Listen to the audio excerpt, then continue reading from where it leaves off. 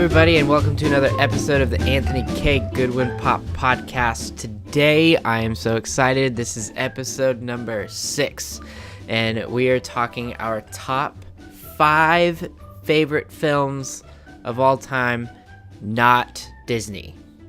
Clarifying at the end of it, if you're like, wow, I can't believe there wasn't a single Disney movie on there, that is exactly why, because we are completely avoiding that category.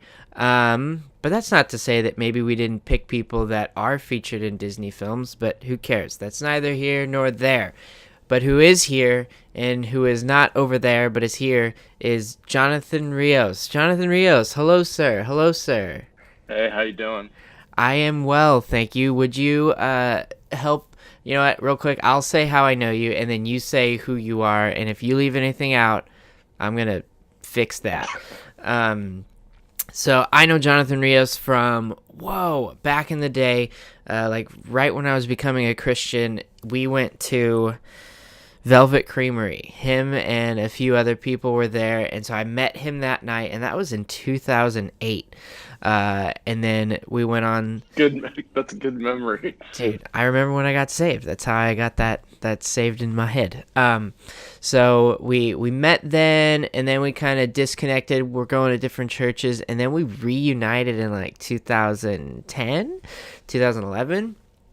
And he was always super good at videos, super smart, super sharp, and it was really inspiring. And that was around the time that I did some video, but I was really clueless, and he would just make something super legit, super fast. In fact, he made this one video of mine called planking, and I'll link that for you to enjoy. He like put that together all in like a short, 45 minutes, and I was like, that was the most legit thing ever.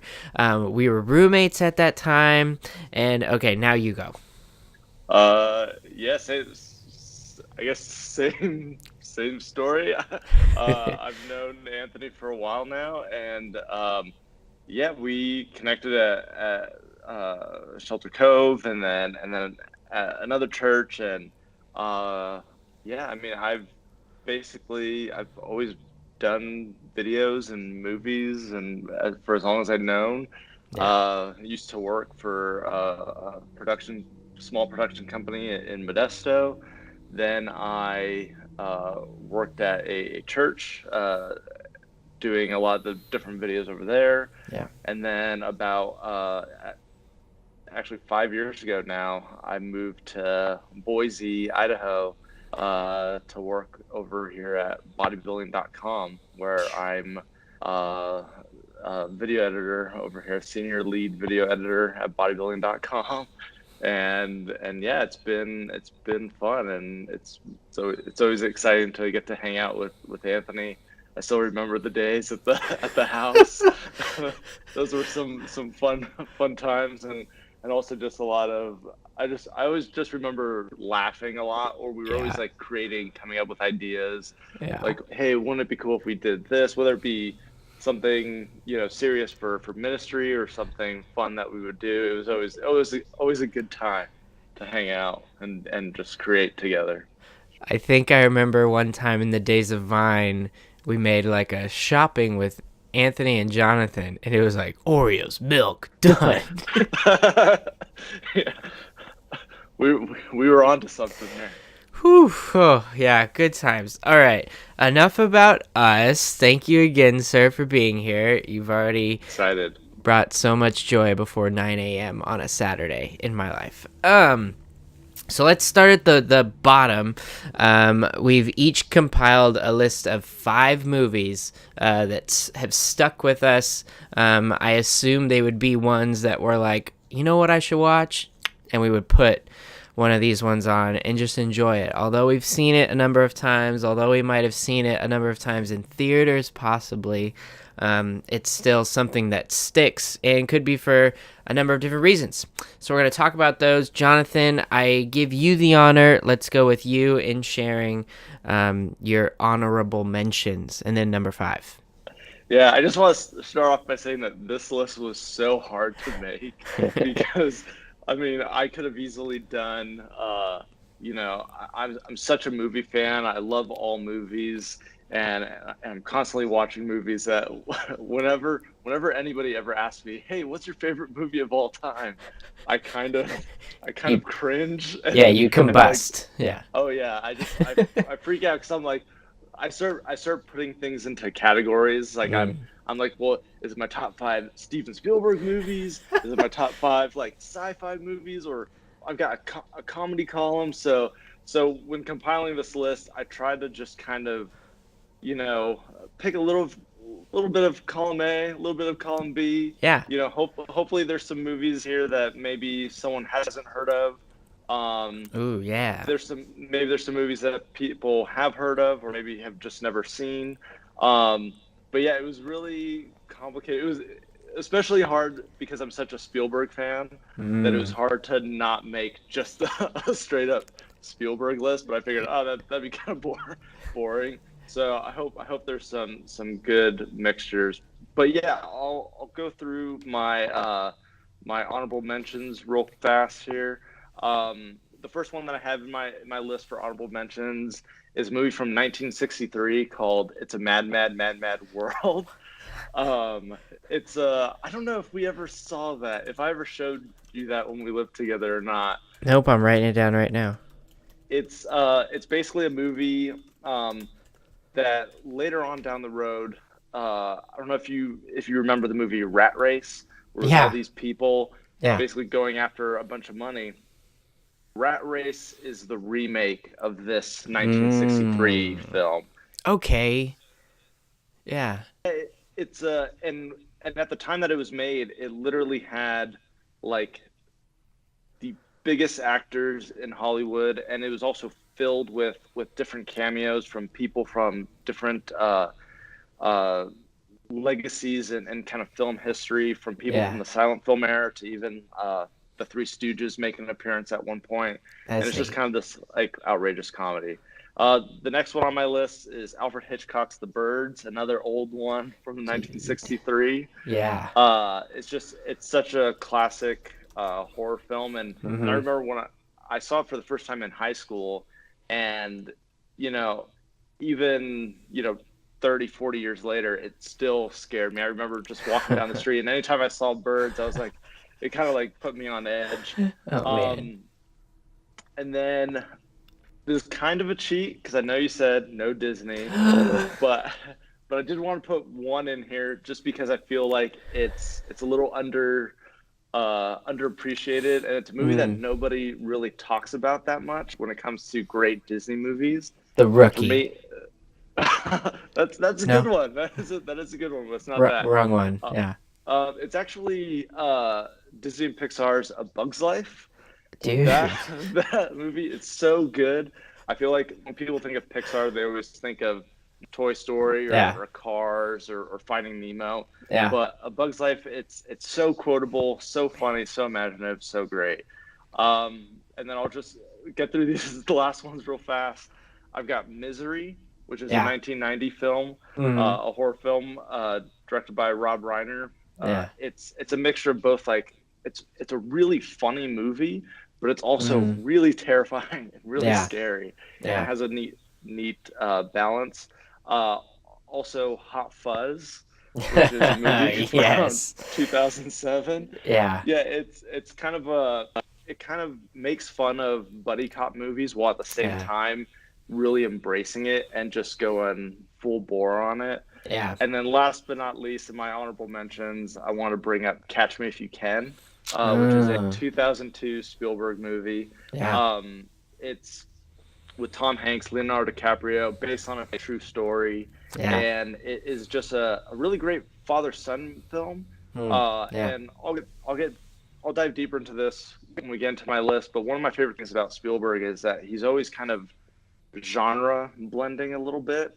And Yeah. Catch Me If You Can is kind of a little bit of a heist movie, but it's also kind of a really really funny. But there's a lot of dramatic beats in it, and yet it never feels like it's going against itself. And so it's Mm. a really remarkable film that is always a fun watch for me. Yeah. Love it. Those were great honorable mentions. You are a very eclectic person, and that's exactly why you're here. Oh man. Now into the list. What's your number 5? All right, so for my number 5 pick, I really went back and forth on this, but I ended up choosing for my number 5 Thor Ragnarok. So Okay, Jonathan, you don't understand. That's Disney. it's Marvel. It's Okay. Marvel.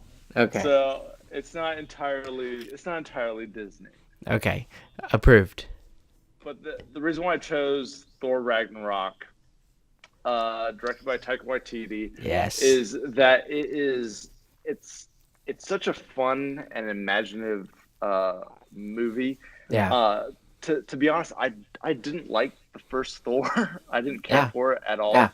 And I really didn't like the second one, Thor: The Dark World. Yeah. Thor in general was probably my least favorite MCU character. Mm-hmm.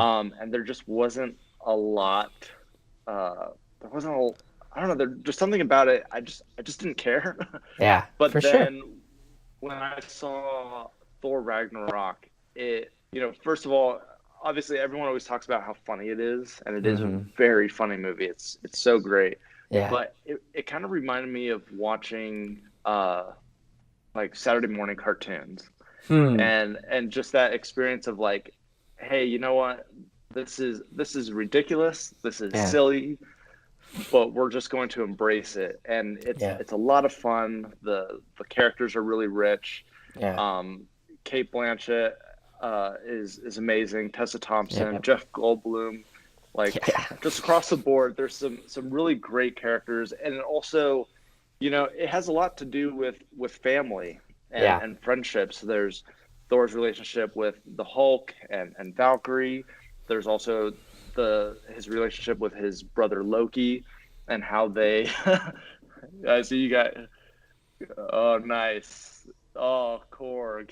He's so great. And Meek. Korg's my favorite. Yeah, Korg and Meek.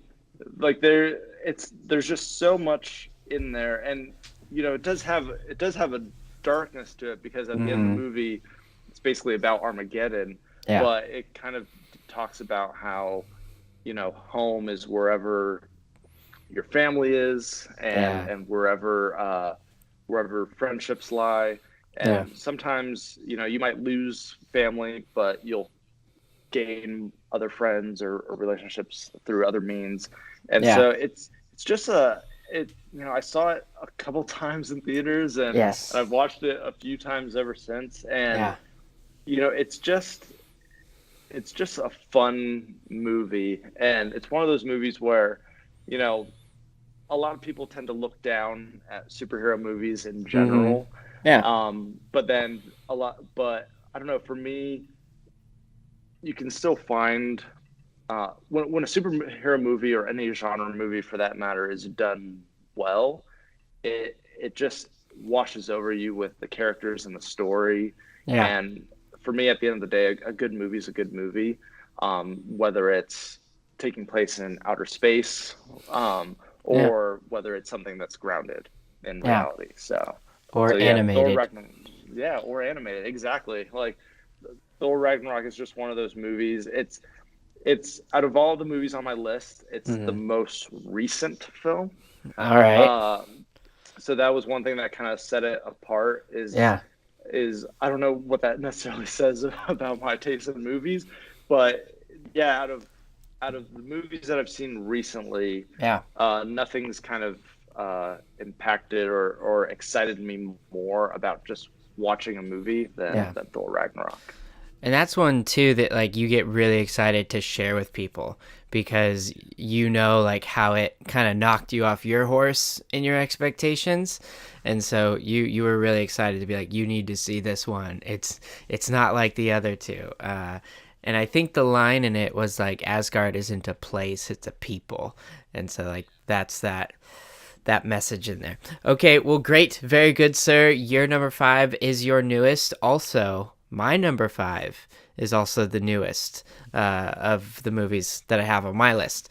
And my number 5 is Interstellar from 2014 with Christopher Nolan as the director. It has Matthew McConaughey, good old McConaughey, Anne Hathaway, Jessica Chastain, and Jonathan Lithgow.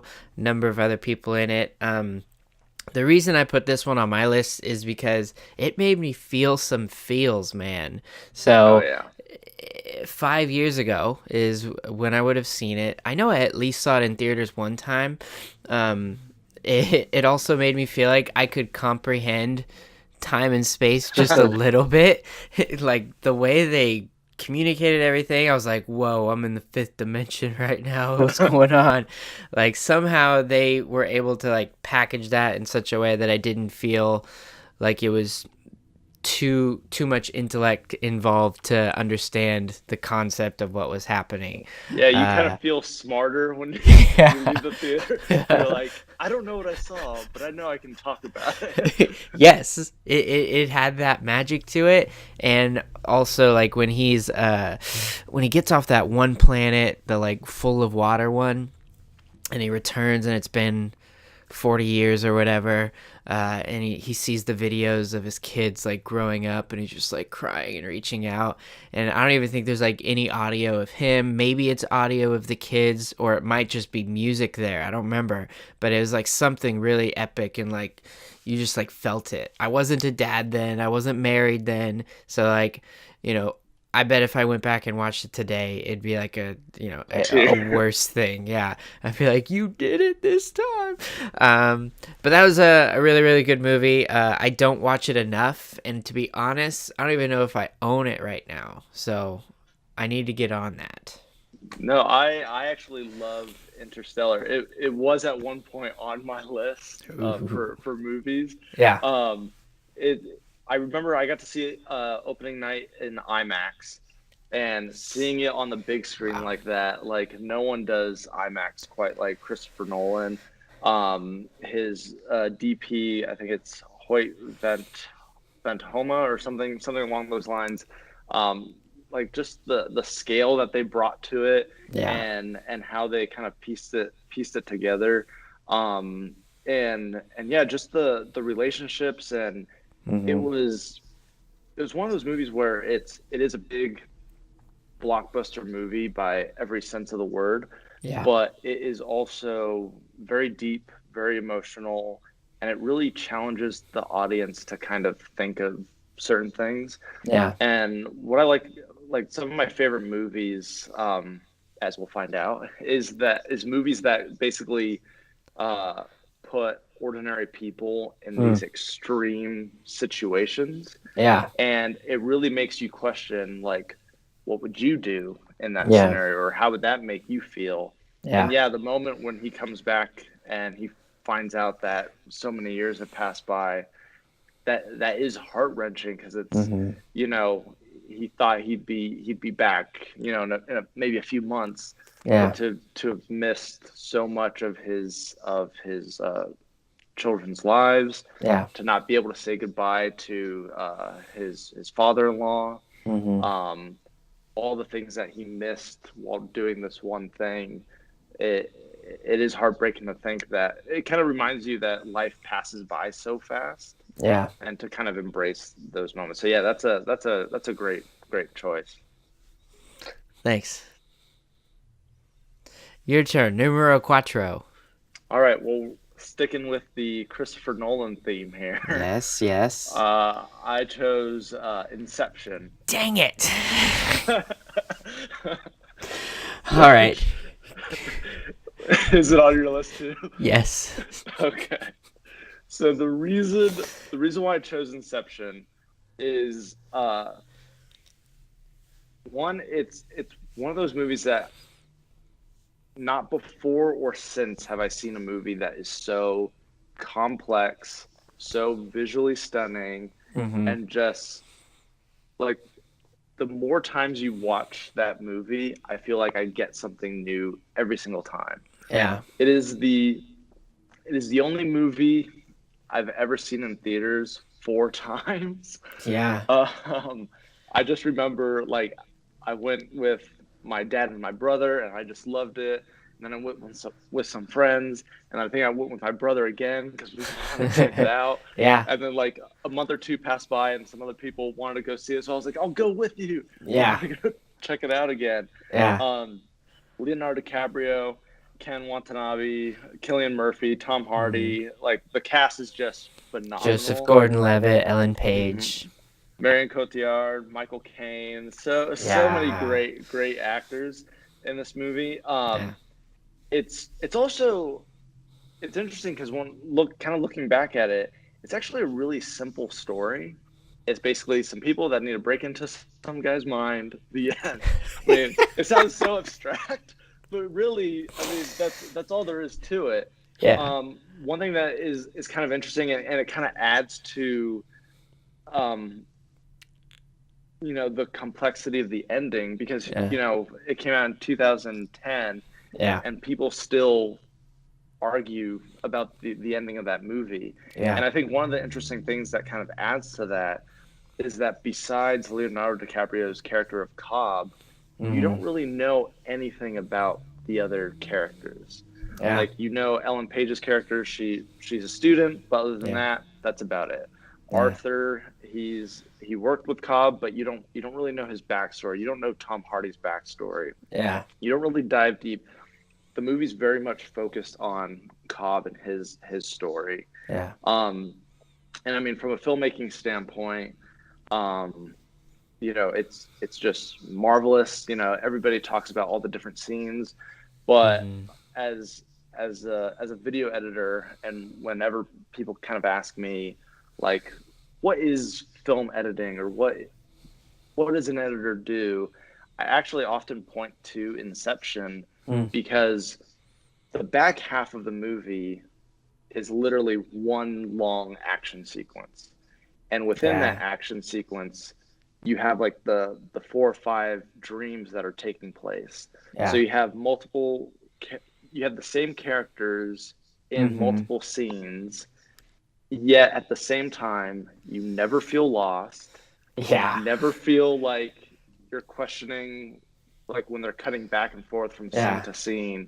You're never like, what are they doing? What's that person doing? Yeah. And it's also just building up tension for like the back hour of the movie. Like the tension is just building to like a heart pounding, crescendo at the end. Yeah. And so, it's one of those movies that is just brilliant across the board. Too good. Well, you did great. So when I when I do get to that one, I'll be like, just rewind and listen to how we talked about it earlier.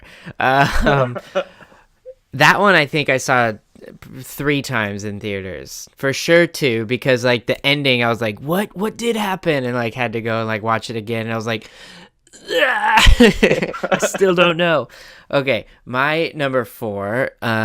Some would think this is a Disney, but it's not, so it counts. It is Hook by Steven Spielberg. Came out in 1991. Adventure comedy family starring Dustin Hoffman, Robin Williams, and Julia Roberts. It is a great one. It's chocked full of childhood, so much fun memories tied to it, and then it's even more fun, to now be like 30 years old or whatever, and to have read the actual Peter Pan book and know a little bit more like of the history of the Peter Pan story and all that stuff, and like see it through that different lens. So like the idea that Peter Pan leaves Neverland and then grows up, has a family, and forgets everything, and then him being brought back to remember all that is really, really cool, really, really neat. Bangarang, Rufio, first time you ever see him, he's quite an awesome character. I mean, I didn't see it in theaters because I wasn't really alive. I was 2 years old, but I just remember like being dressed up as Peter Pan, watching that movie, and I think my mom was like, "You need to learn to tie your shoes." She doesn't talk like that, but she was like, you need to learn to tie your shoes. I was like, I don't wanna. And like that was on, and then I like tied my shoes and I could go out and play. It's something weird like that. But that is definitely one that I do own.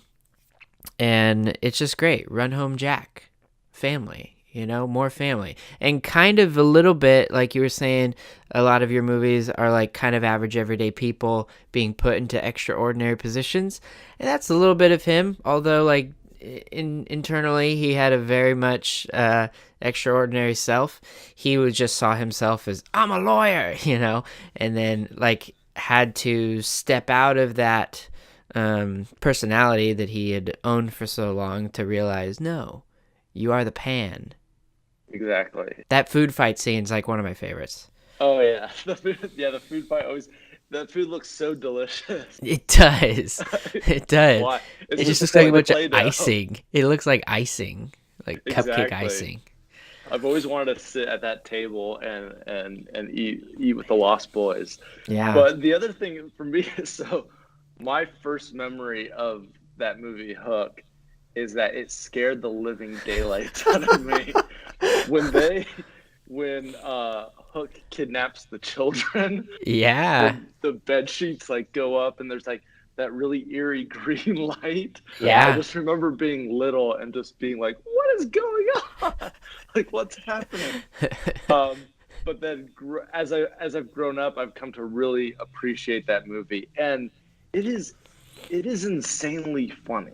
Yeah. A lot of people, in terms of comedies, you know, you see a lot of comedies nowadays, and it's usually like, physical comedies, people just like falling over stuff, Teeth crotch knocked shots or out. whatever. Yeah. Yeah. But there's a humor in the dialogue, and Dustin Hoffman's performance as Hook is Mm, just yeah. is just marvelous. Bob Hoskins as Smee, their Yeah. chemistry together. One of my favorite scenes has always been when they're teaching the class together, Yes. and he's like, why parents hate and underlines hates their children. And I think it's, especially as you grow up, you've learned to really appreciate that scene. Yeah. And there's, and I know parents don't hate their children. I mean, Yeah. I would hope not, but there is a level of honesty and truth to some of the stuff that he's saying Yeah. that makes it feel kind of like, oh, that's harsh, but it's also very true. Yeah. And so yeah, it's such a great movie. And It yeah, is. I'm glad you chose that one. Hey, thank you. Off to you, sir. All right, so for my next film here, it's another movie from 2010, and it is David Fincher's The Social Network. Oh, Um, dude. Yeah. that movie starring Jesse Eisenberg, Andrew Garfield, and Armie Hammer. Yeah. Um, you know, now that some time has passed, the film's been a little bit attacked because it's not necessarily 100% truthful and accurate in Hmm. regards to all the events in Mark Zuckerberg's life. But Yeah. it's such a relevant movie in terms of nowadays and Hmm. and what relationships are like, because so much of the world, so much of our relationships take place online. Yeah. Even businesses, and even churches and organizations, so much involves Facebook. Facebook has become this thing that, honestly, I've chose to rarely go on it over the past few years. Yeah.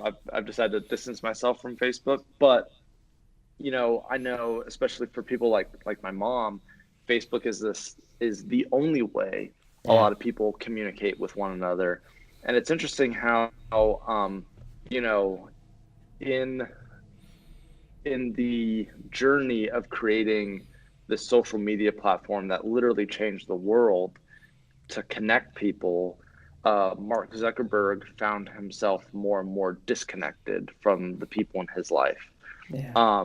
And he burned a lot of bridges to get where he was at. And there's so many ways to Hmm. kind of look at the movie, and so many ways to look at it from different people's perspectives. Yeah. But it is interesting to see that, as Facebook started to grow, his relationships just started to unravel. Yeah. And and that's even how the movie starts, is the opening scene in the bar, with him and his girlfriend, and they're kind of talking back and forth over one another. And there's some great dialogue. The movie's written by Aaron Sorkin, who's just known for his super fast, witty Mm. dialogue, and the conversation is very broken up.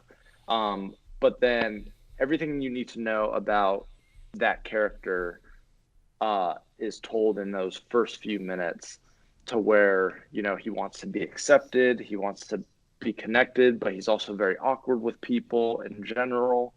And it kind of sets the tone for the rest of the movie. Yeah. And I'm a sucker for good true stories, as accurate or not as this one may be. It is always fascinating to just kind of look back and see the progression. It's it's interesting to see certain scenes, like when he thinks of like the whole relationship status, how to put that on the page, Yeah. and seeing those elements that we know that are just a part of everyday life, seeing how that got created is very, Yeah. very fascinating. Um, but then I also really, one of the things that I kind of brought up as one of my favorite points is actually at the end of the movie. Um, he's just kind of by himself at the computer. The movie started where he was in like this really busy Mm. bar with and having a conversation with his girlfriend, to at the end of the movie it's just him by himself on a computer. Yeah. And I don't know necessarily if that was intentional, but I was like, oh wow, um, that's kind of, you know, even for our generation, I remember growing up and going to friends' houses or calling them on the phone, or having these like get-togethers on the weekends. And now so much is done like by yourself, Yeah. and rarely do people connect. So I think I just really like that movie. I thought it just it says a lot, but it's also really well crafted. It's another movie where, for the most part, it's wall to wall dialogue. There's not Yeah. necessarily an action sequence of any kind, Yeah. and yet it even though it's a 2 hour movie, it feels like it's an hour long, because it's just so fast and so engaging, Yeah. and such a great watch. And it's always good to kind of go back to that every once in a while and check it out. Yeah. That is a really good one. Good soundtrack too. Yeah, That's what you used in that planker video, was I that did. a song from that soundtrack. And you forgot Justin Timberlake was in it, but we're gonna move Yeah. on. Um, I remember he gets punched in the face by Andrew Garfield, right? Yeah, I think so. That's the most action packed scene in there. Hmm. Well, that was a good one, sir. I appreciate all of the um, things that you highlighted in that. It makes me appreciate it that much more now. Number three. Wait, is it my turn? Yeah, I'm number three. How did I end up doing? No, whatever. Okay, number three. I was a little bit hesitant to add this one to my list because I thought, oh no, are people not going to think I'm a Christian anymore? But it's a really good one. I can't help but to like it. It's The Departed. Oh, that's a beautiful movie. That's Dude, amazing. So I, good. I don't remember how I watched it for the first time. It doesn't matter. It came out in 2006, so like I didn't know Christ yet. I didn't care about being holy. I was like, it was a super super good movie. It's long. It's 2.5 hours. It's Martin Scorsese. It has Leonardo DiCaprio, Mark Wahlberg, who else here? Matt Damon, Jack Nicholson, Martin Sheen. It just like it. I loved. So going in like not knowing anything and not even really knowing much about Martin Scorsese either. Like I just went in and enjoyed it, from seeing Leonardo DiCaprio's character, where like he's the black sheep, like he's supposed to be the bad guy, and then he goes in the academy, and then they say, nah, you didn't make it, hey, we want you to make it and you're going to work undercover for us. He's like really conflicted to do that. And you have Matt Damon, the golden child, the perfect guy, and but he's been in the pocket the whole time, and then they allow him in, so then he's actually the informant, but then everyone thinks that it's Leo, and then it's just like both sides of those throughout the whole movie are so good. The tension of Leonardo DiCaprio, like trying not to just revert to who he was, as a child growing up, rough around the edges. I just really, really enjoyed the movie. I remember at the time it had, I think, the most F words in it, but now it doesn't hold that anymore. Surprisingly. Yeah, it's a lot. It is a lot. So if you haven't seen it yet and you're not comfortable hearing other people use curse language, you don't want to watch this. Or find like some bleeped version. I'm sure that exists somewhere. But yeah, that one, like, just the emotional roller coaster that it takes you on is crazy. Hmm. Yeah, no, I really, really love that movie. I remember seeing it back when I was in a film class, and it was a film appreciation class where we would go to the movie theater. It was Brendan Theaters down in downtown Modesto. Dude, I took that at MJC. Yeah, MJC. I took that class too, but we went to Galaxy. Oh, really? Yeah. Oh, nice. Rad. Yeah, we went to it was downtown Modesto, Yeah. and we would go ahead and it would be different classes, different movies every Friday, and Friday morning, yeah. Friday mornings, and this one was The Departed, and Nice. I remember the whole time the whole class just freaked out, especially towards the end. And up until that point, I don't think I ever saw a movie that intense and Yeah. that graphic as well. Mm-hmm. So many twists and turns, and it's not really a happy movie. I mean, it Yeah. kind of ends on a high note with Mm-hmm. Mark Wahlberg's character at the end, Yeah. but you're kind of left feeling depressed Yeah. and sad, and it's it's a roller coaster ride. It was my first introduction to Martin Scorsese, who it was one of those movies where once I saw it, I was like, who's this director? And I started going back and watching everything he's made. Yeah. It's such a phenomenal movie. The performances are great. So many Mm-hmm. twists and turns. Usually you can kind of know where those movies are headed, and you can kind of like, oh well, the bad guy's gonna get caught. But no, it keeps upping the ante every single scene. Just starts building off the last. Yeah. It's super great. The scene, I have to say, minor. I guess it's a spoiler. Are we allowed to talk spoilers? This is a spoiler. Yeah, now you can. Yeah, cool. The scene when Martin Sheen's character gets thrown off the roof, Dude. just that wrecked me. Yeah. I was beyond shocked because it was at that moment where he was going to get Leonardo DiCaprio's character out. Yeah. Like, he was the only one who knew Yeah. that he was undercover. Everything was going to be good again, and some wrongs were going to be made right. Yeah. And then he's killed, and then you're like, now what? Yeah. What's going to happen? Such a great movie, and it did go on to earn Martin Scorsese his first Best Picture Oscar. That's awesome. For that one. I didn't know that. Yeah. Few of mine have Leo because, man, just Leo. I know. Yeah, looking at my list too, it's like there's a lot of Leo, but he's in a lot of good movies. Yeah. All right, your turn. All right, my next film is from director Denis Villeneuve, and it's his 2015 drug war drama Sicario. This was a movie that kind of came out of nowhere. I don't want to call it a cult classic, but it is a movie that I feel like not a lot of people have seen or even heard of. But it is a movie that it has stuck with me ever since I saw it in theaters. Just a quick synopsis is basically it's starring Emily Blunt, Benicio del Toro, Josh Brolin, and Daniel Kaluuya. And Emily Blunt is basically this FBI agent who then just gets dragged in by Josh Brolin's character to kind of help infiltrate the drug war and to try to stop a cartel.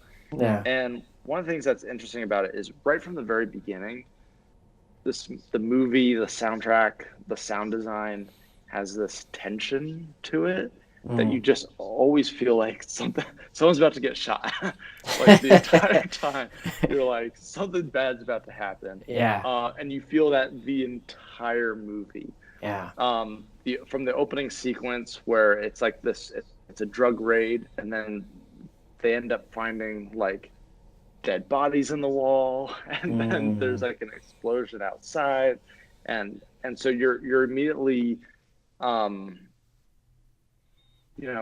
your sense of security is immediately just destroyed right off the bat. Yeah. So and there's just amazing performances by the entire cast. Denis Villeneuve, I believe he's a French filmmaker.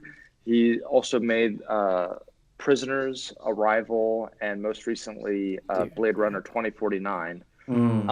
He has a way of, like, his movies. All of his movies have like this slow burn feel to them. They're usually very quiet. It's not fast editing. There might be action sequences in it, but it's not like your typical action. Yeah. And in Sicario, he has this one scene that takes place on basically at the border, where some members of this cartel are trying to get across the border, and they kind of get swarmed by the FBI agents, and there's just this sense of tension and dread that is in that scene, and eventually it turns into violence. And I think because the movie is so quiet and so still, that when there are those moments of violence, it just feels maybe more violent than it is, because it just hits you hard. Yeah. And it kind of goes to the point of the movie, and one of the things I appreciate about it the most is that oftentimes movies and directors, whenever they want to give like a political message or statement, especially nowadays, Mexico's in the news a lot. Yeah. Filmmakers often try to put their perspective on things and try to answer stuff sometimes, like, here's the answer, or these people are bad, these people are good. And one of the great things about Sicario is that it shows that everybody's affected by the violence in the drug war. FBI agents are affected. American civilians are affected. Mexican civilians are affected. And even the cartels themselves, their, grief comes to all parties. And it doesn't give an easy answer. At the end of the movie, you don't know who the bad guys are. You don't know who the good guys are. It's not necessarily saying that cartels are good people, but in the end, you're not really sure which side you fall on, or I guess what the answer to the solution is. A lot of people feel like they have a clear solution to what the problems are, whether it be certain laws or certain walls, so to say. Yeah. It's never cut and dry, and it's never that simple. And that's the thing that I appreciate the most about Sicario, is that it doesn't try to be preachy. It doesn't try to answer the questions. If anything, it's asking the questions and putting them out there and letting the audience kind of answer it, which I really appreciate.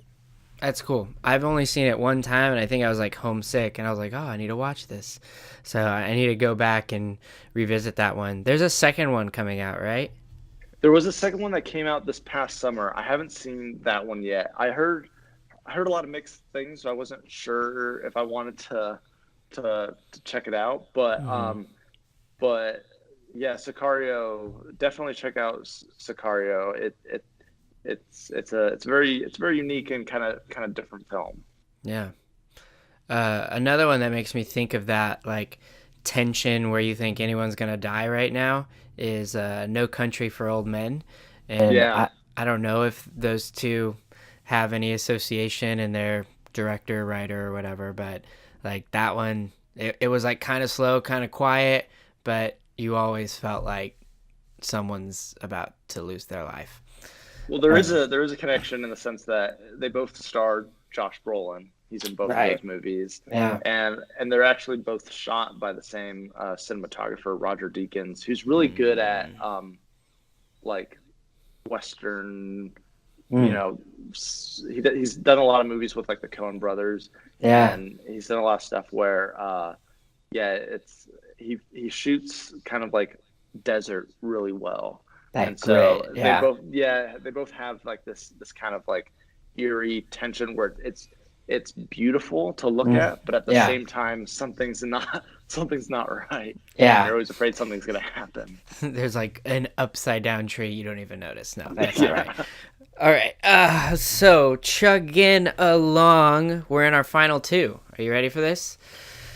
Half of mine's not even going to be fun because you've already said it. But my number two is V for Vendetta. Ooh, I that's a think good one. I think I picked up this one in like a $5 DVD box one time, and I don't remember seeing it in theaters. It came out in 2005, and I've recently found out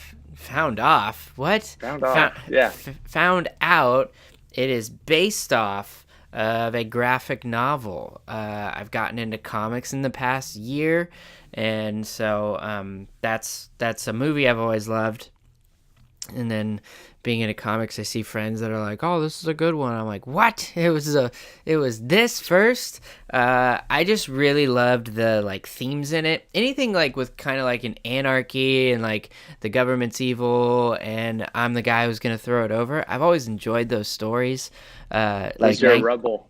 Cause I'm a rebel raiser. No, 1984 was like my favorite book in high school, and it has very similar like man, wacky stuff's going on with the government. We'd better fix this. Something's not right. And Natalie Portman becomes that average person in it that partners up with this very mythological kind of superhero, just like a trained specimen in the character V, and that like opening scene, that like first 5 minutes where those guys like try to pick Natalie Portman apart, and then he shows up and does his whole monologue of the V's is just really cool. So I really enjoyed that movie, and that was again 2006. The director was James McTeague. Did I say that right? Mm-hmm. I figured you would know. You just like fire off names of people really good. It's also got Hugo Weaving in it, which like I don't think you ever see his face at all. Mm-mm. But it is his voice. It is him, and he's the guy that plays that one elf in Lord of the Rings. What is it? Elrond? Elrond, yeah. So that's one of my top ones. It's one that I'm like, oh man, you need to check out this one. This is a good movie. No, yeah, I remember seeing that in theaters, and yeah, it's a really great movie, and I think, yeah, there is something about those kind of like rebel against the government type movies that in general is always exciting. Yeah. I have no plans to try to overthrow the government, but yes, but I same. think we do, as a society, we often just kind of go with the flow and hey, these people are in power, these are the laws they make, and it's easy to kind of just fall in line and let things pass. And I mean, and it is difficult to like how much change can one person really do. It can be a little bit overwhelming, but it is a powerful film about how when people gather together, they can achieve something bigger than themselves. Yes. And I think especially towards the end when everyone's donning the mask and then they eventually blow up Parliament right there. It's such a in a way has a lot. It's very similar to Batman in the sense of Yeah. it's not necessarily about the figure. It's more about just like the idea. the idea of that person and what they mean. Yeah. So yeah, that's a great movie. Something that's kind of interesting about V for Vendetta is that it's one of those movies that is it has a lot of one of those Hollywood mystery stories in the sense that uh, it had a really kind of like hard time getting made, and V the guy who plays V was actually played by another actor, and then Hugo, because he's in a mask, Hugo Weaving does the voice. At one point, I think he does actually play the guy, but for the most part, Yeah. it's just voiceover work Wow. that he did. And then also, the movie was produced by the Wachowski brothers who did the Matrix films, who Hugo Weaving was Yeah. a part of. Right. So it's one of those movies where even though you can read the credits and they say one thing, no one knows exactly who directed or who did what in that movie. But in the end, sometimes those stories don't always have happy endings. But V for Vendetta is one of those movies where it came out, whatever happened on set, it came out really, really well on screen. Yeah.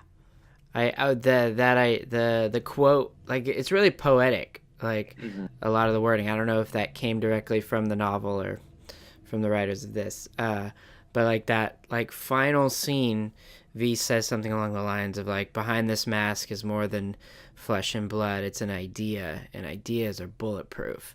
Yeah. Yeah. I'm gonna put that on. You just want to burn something afterwards. Yeah. Right on. All right. You're number 2. It's actually my number 1. What? You're on number 1? Gosh, okay, whatever. What is your number 1, sir? Okay, so my number 1 may not be the greatest film of all time, but it's a movie that has just always resonated with me, and I kid you not, I've seen it at least once a year, every year for as long as I've been alive. And that is Steven Spielberg's Jurassic Park. Dude, I thought you were gonna say E.T., but okay, yes, very good. Jurassic Park. It's one of those movies where I think it captured my imagination at such a young age when I first saw it. Because I actually still remember to this day. I lived in Bradford, Pennsylvania, and there was a movie theater that only had like one screen, and so people had to line up on the streets to see it, and I was only 5 years old at the time, so terrible parenting on my parents' part, but they took me to go see the movie, and I remember just waiting in line, for what seemed like forever when you're a kid. And then going into the theater, and like I remember just being wowed and amazed. My dad remembers me just crying the whole time. So I don't know who's right, but I remember just loving that movie. We got it on VHS, and that thing was just always in the VCR. We've always had a pretty decent movie collection. Yes, but I'd always just kind of look around and be like, what am I going to watch today? I guess I'll watch Jurassic Park. It was just constantly on. It was also the movie that just in general got me in love with filmmaking. I think, maybe a few years later, I saw like the behind the scenes of the movie, and I was like, wow, someone made this, and this guy Steven Spielberg was there, like telling people how to do things, and then he told this amazing story. And I mean, from everybody always talks about the visual effects for that movie, and I have to say, over 20 years later, they still hold up. There's maybe one or two shots that are a little dated, but for the most part, just the way Steven Spielberg used the visual effects and robotics, there was a mixture of the two, whereas nowadays they probably would have done everything just straight CGI. He only chose to use CGI in key moments, which work really, really well. My favorite scene by far is the T-Rex attack at night in the rain. Yeah. It is both scary and frightening, Mhm. and it's one of the things that Spielberg does really well is just constantly building up tension and building up the scene because first the power shuts off and it's Yeah. dark and rainy, so Yeah. that's intense, that's not fun. And Yeah. then all of a sudden the goat is missing. Yeah. It's like, wow. And it's like, question mark, what's up with that? and then all of a sudden the T-Rex appears, it comes out, and it's one thing for the T-Rex, just he could have just had the T-Rex walk out and just walk around and go away, and that would have been enough. Yeah. But then he starts like prodding the Jeep, and then all of a sudden, like, he breaks the window. Oh my gosh, he's inside the car, and then he flips over the car. Yeah. And you're just sitting there like, what are they gonna do? It's insane. And what's also great about that scene is, Steven Spielberg's working with John Williams, who made one of the most beautiful and most iconic scores ever for Jurassic Park. But in that scene, there's no music. It's just the rain. It's just the crushing metal and the sounds of the T-Rex attacking. That was my T-Rex sound. Oh, beautiful, beautifully done. It also has my favorite line in the movie, and it's when the lawyer is just freaking out and he runs to the bathroom, and then Jeff Goldblum goes, "When you gotta go, you gotta go." And it's a line that I found myself just sneaking into everyday life whenever I can. And of course the cast: Sam Neill, Laura Dern, Jeff Goldblum, Richard Attenborough. Like, this whole idea of, creating something and making it come to life. There's a lot of great spectacle in the movie, but then there's also a lot of great heart. And I think of the scene with John Hammond and Ellie Sattler when they're sitting in the cafeteria by themselves at night. Yeah. And he's just talking about, his dream and his hope for what Jurassic Park was supposed to be. And there's that childlike wonder, but then something that Jurassic Park does that none of the other sequels unfortunately ever kind of dealt with was the notion of scientific responsibility. There's another great line from Ian Malcolm, Jeff Goldblum's character, where he says, you guys were so preoccupied of whether or not you could, you never once stopped to think if you should. Yeah. And I think that speaks volumes to not only science, but just so much stuff in general. I think people are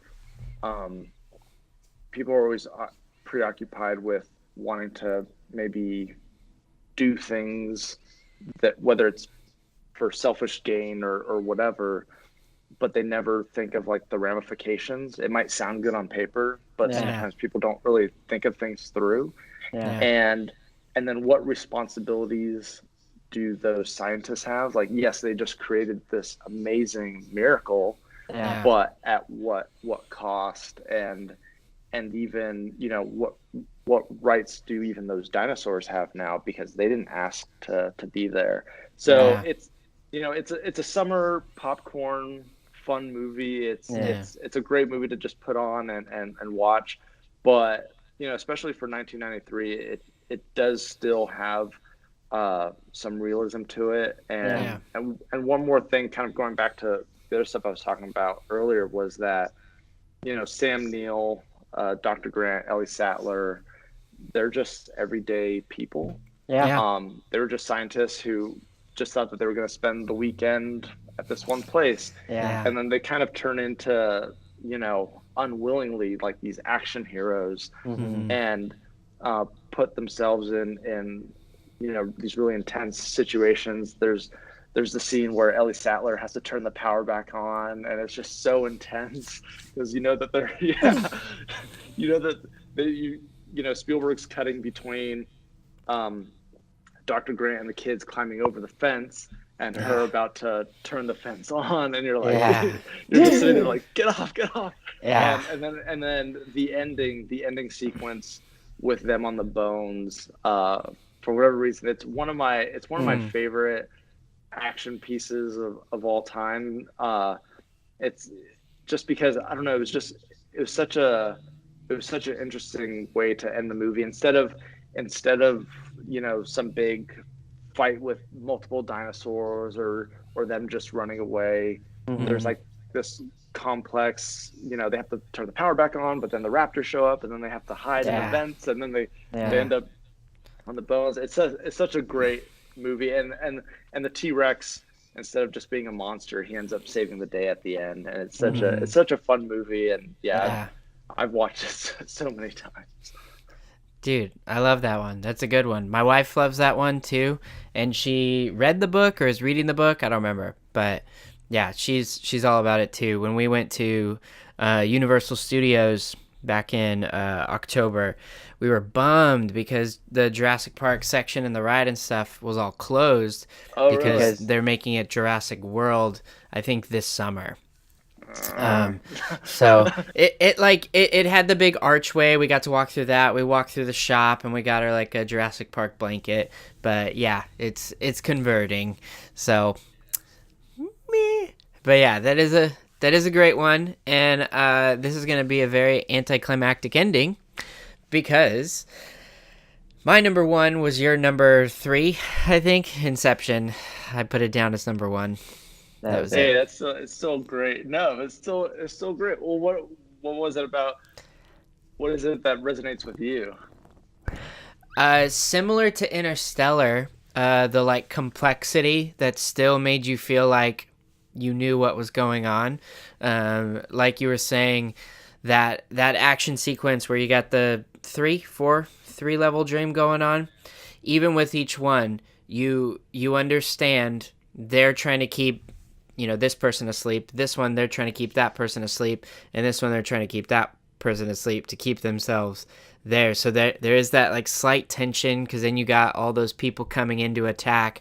And as they're coming in, that means they're starting to wake up. If they get killed, we're going to get sunk back up. And like everything's got to happen in the right chain of events in order to get them there. So I just really loved that, and the tension of the end too. Like, did it happen? Did he do it? Did we get the conclusion we wanted? So yeah, that was it. Did you look at your dreams differently after that? Dude, I honestly can't even tell when I'm dreaming, and I don't think that I did. Mm-hmm. I remember like I would try to remember my dream, but I'm like, dang it, I don't remember.